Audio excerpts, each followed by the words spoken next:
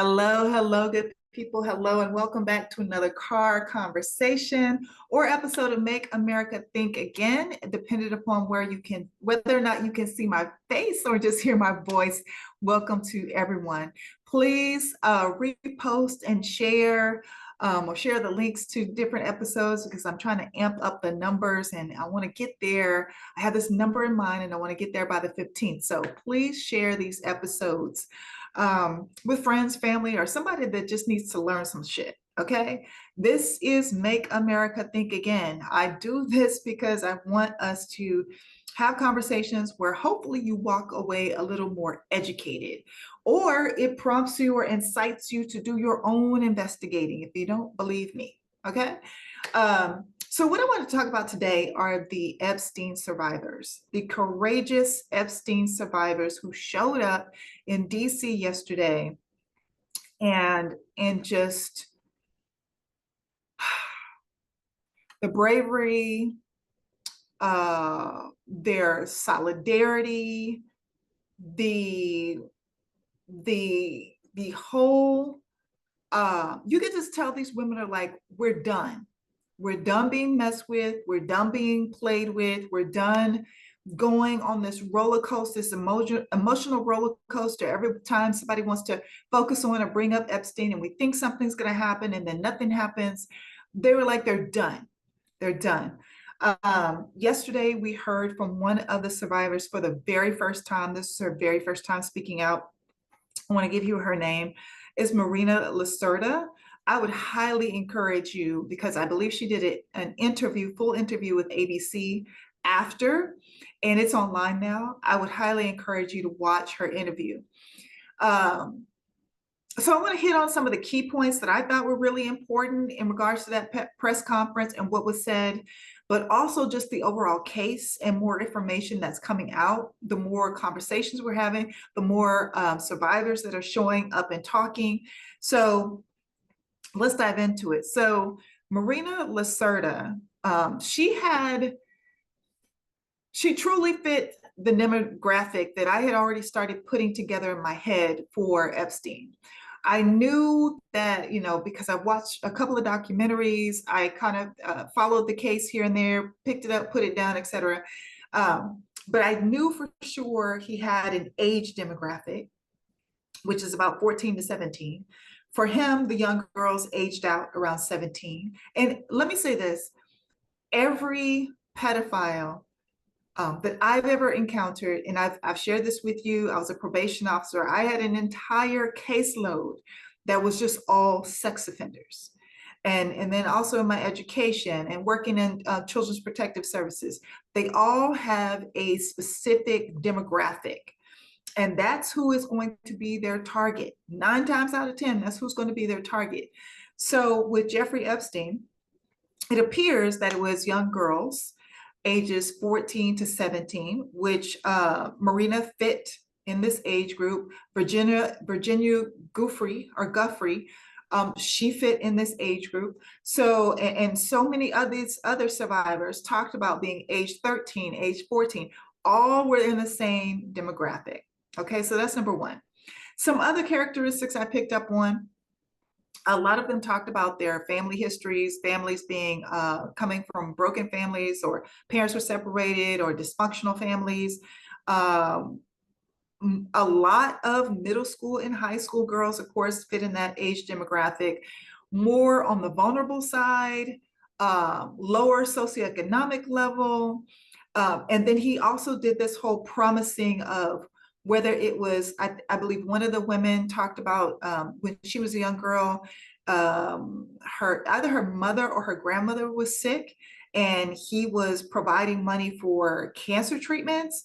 And then you had, one, it was school, another was a career as an artist, and then there were a plethora of different models who he had promised careers to as well. So, and the way the home apparently was set up is that when you walk in and then he would have them sit in this living room.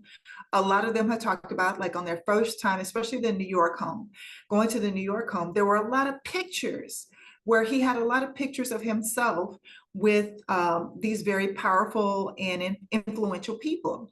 So of course the girls, when they saw these pictures that he was in, believed when he said certain things like, I can make a career for you, or I could ruin your life for you as well. And so he threatened them also. So I was looking at that demographic. Several of them talked to about being previously sexually abused. This Marina, sorry, Lacerda, she talked about the same thing as well.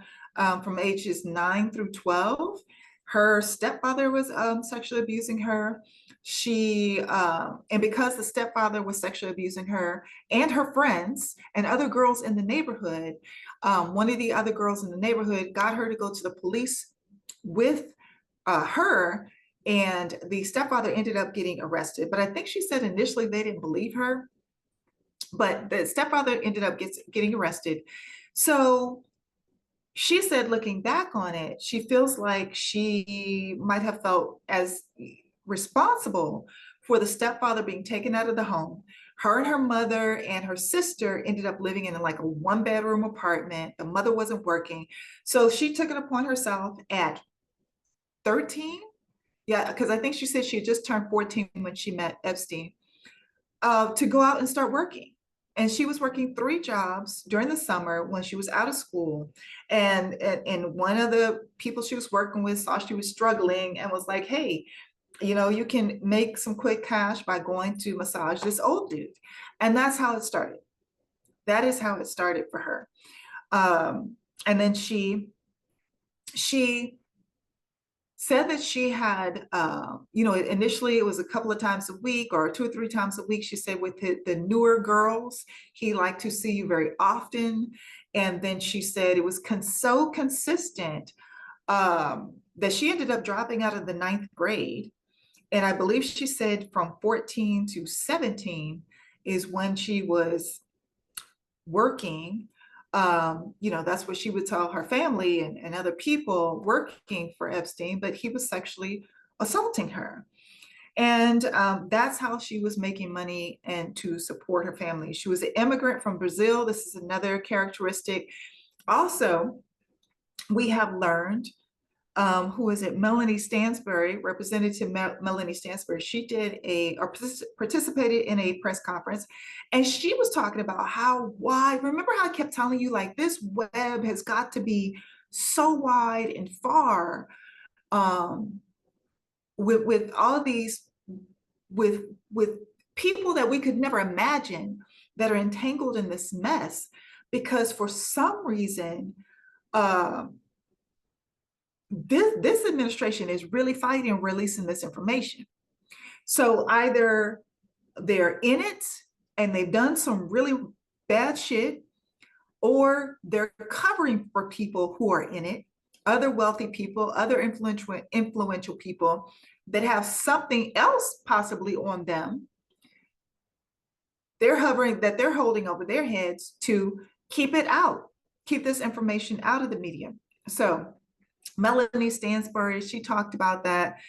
She talked about how it's just, foreign and domestic, like, and this is the same thing I told y'all about Diddy. If you remember when I was talking about Diddy, he became a billionaire while he was at the height of these freak off parties or freak off sessions or whatever they were called.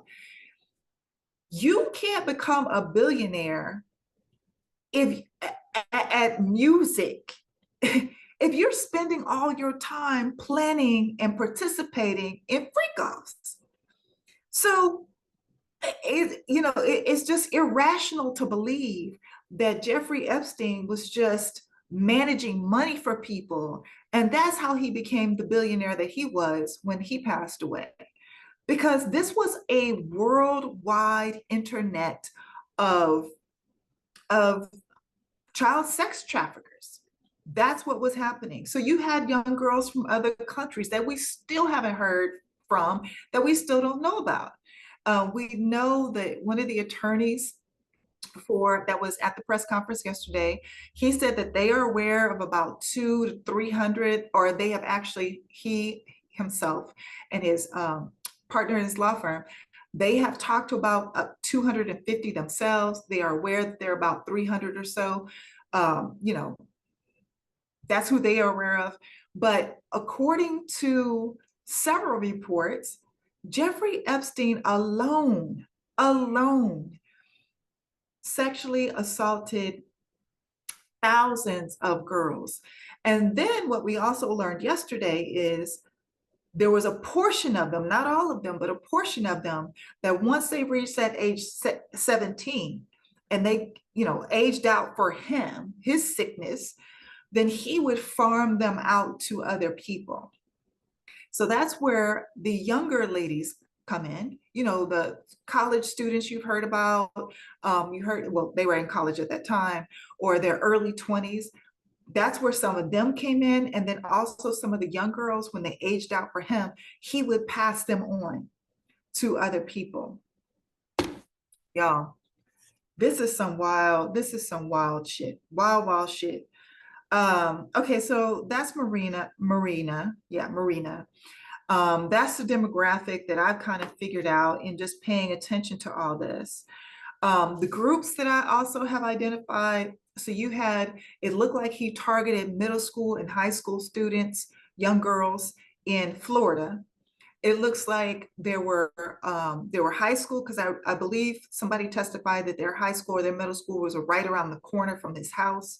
So they targeted, Ghislaine Maxwell would go out and target the high school and middle school girls as they got out of school, but also he was targeting models, young girls that were trying to get into the modeling industry. We still haven't heard about any young girls or boys, because remember, Peter Thiel was connected to this group too, and I'm quite sure he's not the only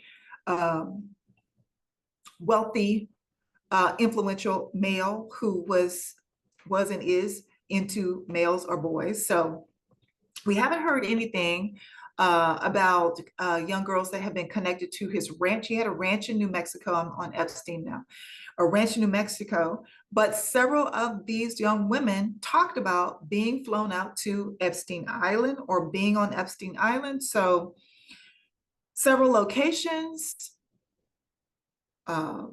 The young women, young girls, I want to make sure that I continue to say that, a lot of young girls and a lot of young women flown to this Epstein Island, but also sexually abused and sexually assaulted in this property in New York.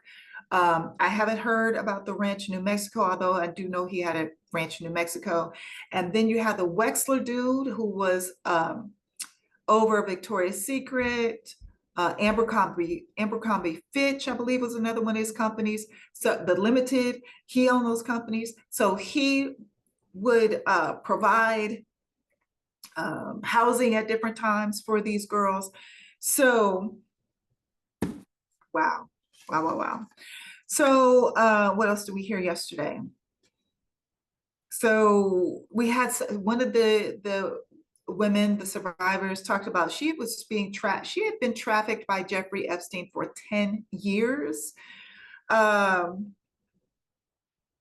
One key thing that really stood out to me that I was happy to hear is that I remember her name is Lisa. She was a model and she was trafficked by Epstein, meeting him through that whole modeling scene. And she had done like a photo shoot on one island. And then somehow, I don't know, whoever she was connected to brought her over to the Epstein Island. And that's where it began for her. And she said that the survivors are getting together to compile their own list. Their own list. They know who these people are. They know who these men, and I'm not going to exclude women, these men and women are, because I've also seen just on myself, I found some footage where there was a former model and she was talking about how I believe it's Eileen Ford, there was over Ford models, how she was involved in it. I don't know if she served in the capacity like a Ghislaine Maxwell, like a recruiter and a groomer only, or she was participating as well. But we do know that they were all cooperating. They were all like, this machine is huge, and a huge money-making machine. That's what I want us to also hone in on. So when these trials were going on back in 2018, 2019, one of the survivors yesterday said that that's when she found out how many banks were involved, and the transferring of this money, these money wires, and then also the fact that millions of dollars in cash were withdrawn from these banks, either by Epstein or the people that worked for him, per year, at least $1 million. So most of these young girls, they would pay in cash, $200, $300 a year. Same shit Diddy was doing. Remember, Diddy was paying in cash all the time. So then how some of them were able to win settlements through the civil suit is because some of these wires, there were wire transfers through the banks, and those banks had to pay out, because it's like, there's no way you didn't know what the hell was going on, seeing all these wire transfers from these different countries, and specifically at these times when these young girls were being flown in and those sorts of things. So you had a couple of banks that had some huge payouts as well, because of wire transfers. So one big key thing I want to say is that the survivors are compiling their own list. So look for that. That is coming. They said that is coming. Now, they did not say whether or not they will publicly release it, because again, they don't want to be targeted. They've been targeted over these years. They received death threats. One of the women talked about how she had been followed, whether people come up to harass her or people just follow her in the car and don't say anything, followed her to the school where she drops off her daughter. She said her daughter's been threatened. So for them to, compile the list and just, do another press conference and throw out these names, that might be very harmful to them. So what we saw yesterday, or what we heard yesterday, is Representative Massey, and also wait for it, Representative Marjorie Taylor Greene. I know, surprise, surprise. MTG, they said that they would go to the floor of the House because they would not receive any repercussions or consequences if they go to the House floor and they expose these people or these names. They can't be sued for defamation, is what I'm trying to say. So she volunteered, offered up that she would go to the floor and read these names if the survivors are willing to release it. And I'm here for all of it. I'm here for all of it. Release all the names. I don't care who they are. I don't care what party they were affiliated with then or now. Release all the names, because again, I believe that a lot of these pedos are hiding in plain sight. I believe that a lot of them are still committing crimes. Remember, I told you in a previous episode that there were still transfers, wire transfers and deposits being made into Jeffrey Epstein's accounts after he was deceased. So who's to say that it ever stopped? Who's to say that this network of people ever stopped? Did they ever even skip a beat when that horrible individual was taken off the face of the earth? Did it ever stop? And there was something else I was going to say about that. I'll circle back to it. So Ro Khanna and Thomas Massie, they have a bill. The bill is called the Epstein Files Transparency Act. At this point right now, they only need 2 more Republicans to sign on to the bill so that bill can pass. Okay, so if this is something that you care about and you have a representative who is Republican, apply pressure to them.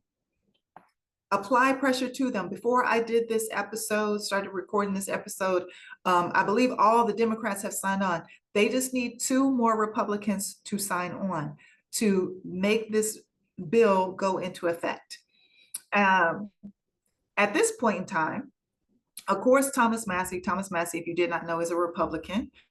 MTG, Republican. She's a MAGA Republican.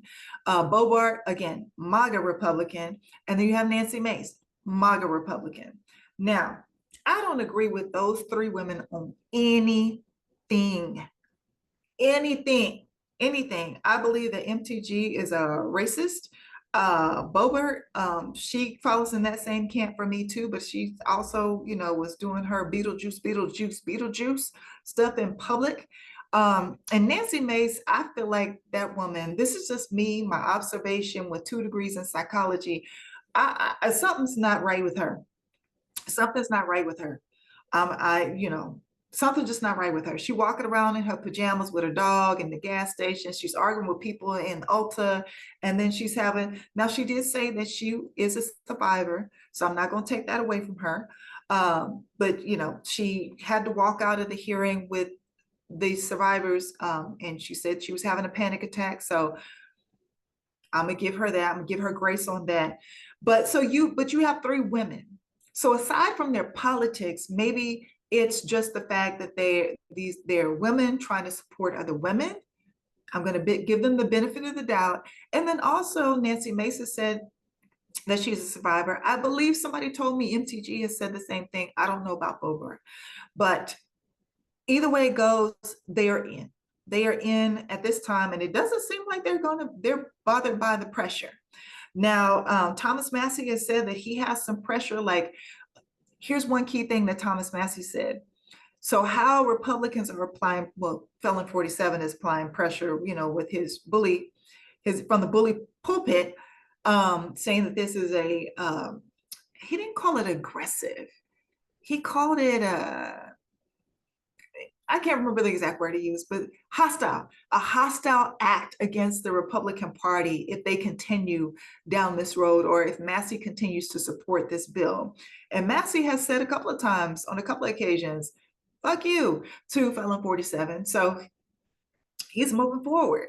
But Massie did say this, that he has right now, there are $2.5 million in ads being ran against him by 3 billionaires, where he is from. And he said one of them he knows for sure is in Epstein's black book. Okay. So do you see that there are people behind this? And so it makes me wonder, the survivors, their attorney, he brought up that back in 2009, he was like, I don't understand what changed. You had Felon 47 was supporting and helping out with the case in 2009, according to this attorney.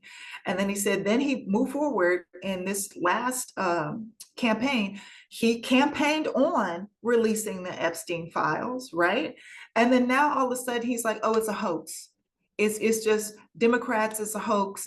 They want you to focus over here when we're doing all these great things, which they are not.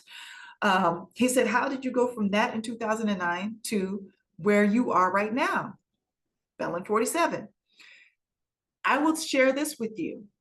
Rumor has it that back in 2009, the only reason Felon 47 helped out with the case is because he was trying to outbid Jeffrey Epstein on a property, I believe it was on Star Island in Miami. So they were going back and forth over a property, and he wanted to outbid Epstein. So rumor has it, and you can watch this in one of the documentaries, that he went to the police and told what he found suspicious that was occurring at Jeffrey Epstein's Palm Beach home, in order to get the property. Now, y'all know that Felon 47 is a classic narcissist sociopath. So he's not ever going to do anything on behalf of other people, just out of the kindness of his heart. Like, he has to be centered in everything. So did he throw his bestie under the bus over a property? I wouldn't doubt it. I wouldn't doubt it. That was his motivation, in my opinion, probably in 2009. And that's why you see now we're wondering who is leaning on him. If it's not about him, it still could be about him and his involvement. But if it's not, who is leaning on him? It begs the question, who in the swamp is leaning on Felon 47 and pressuring him not to allow this information out? Is it because they have something on him? Or is it just the money that he's receiving from them? You have to question that. We also saw yesterday when the survivors were speaking a random flyover. Now, here's the thing about flyovers, military flyovers. Flyovers, they have to be approved and they are always scheduled because the air traffic control in that area in DC, where you have the White House, you have the Pentagon, you got the Capitol, where you got all of those um, centers of power in DC. That is a very closely monitored airspace. You're not going to have random flyovers unless the order for that flyover came from the Oval Office. And that's what we saw yesterday when the survivors were speaking. Two flyovers trying to drown them out as they had this press conference. So the last thing I'm going to say here is, don't get connected to the crumbs that they throw out. You have Speaker Mike Johnson, and you have Comer, who's over one committee. And what they did just the other day is release the same 3,000 pages, pretty much the same 3,000 pages that they claim were new documents from the Epstein files. They were the same shit we've already seen. It was the same shit they also put in those binders for those influencers, those young political conservative influencers months ago. I think it was in February, that they had them come to the White House and do that little photo shoot. I got the binder, I got the Epstein files. And they didn't have anything that hadn't already been released to the public. So just this week, Republicans did that again. They did the same shit. They keep throwing you crumbs, thinking that you'll just go away, thinking that you'll just get frustrated and grow away, and they go away and they can string this thing out. So do not allow them to play in your face. And I'm talking specifically to my MAGA folks here, because I know you all have been pushing for this for like at minimum 10 years, some of you. You had the Pizzagate happening. You thought Tom Hanks was involved. You thought Oprah was involved with this whole pedophile ring, all this. And come to find out, now I'm not saying there aren't any Democrats in it. I'm not saying that. But you had the wrong group, it looks like, apparently. And what they keep trying to throw you off the trail with these little breadcrumbs. So don't get distracted and don't settle for the crumbs, is what I'm trying to tell you. Keep demanding what they promised you. This was a campaign promise that they made to you. They made to the American public, but specifically to MAGA. It's part of the reason why you voted for him, some of you. So do not let them continue to throw these little crumbs at you. And I'm going to keep you updated as more information comes out, as more information is available.